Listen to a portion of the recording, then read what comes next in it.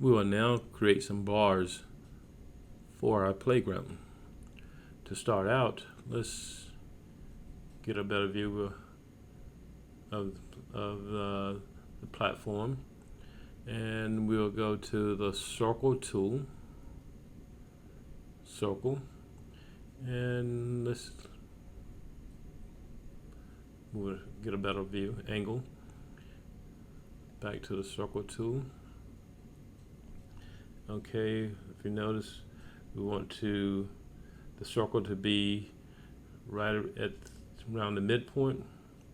You see that blue line right there? So I'll place my first bar right there, draw the circle. We'll make this 1 inch, 1 inch, enter. So now I will use the push-pull tool. Let's highlight it, then we'll pull it out, and we would finish up right there. If I keep dragging it, you notice it come all the way through, but that's not what I want. I want it to stay hidden and buried right inside there. Now we'll release it.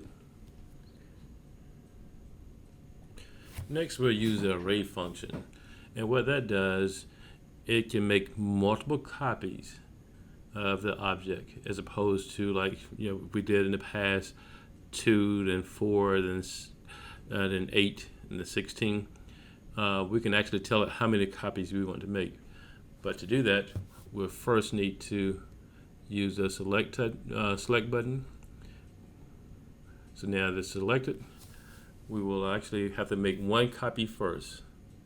Use the move tool and move it up to where I think I want to make the first copy, and I'll click Control. Made the first copy. While it's still highlighted, I will type how many copies I think I want. So let's say I want to make 6 additional copies, or 6 copies. So that's 6. Then X, like times 6x. If you look at the bottom right where it says distance, you'll see 6x in that box. When I press enter, watch what happens. I have 6 bars. While it's still highlighted, I can go to 8x, enter.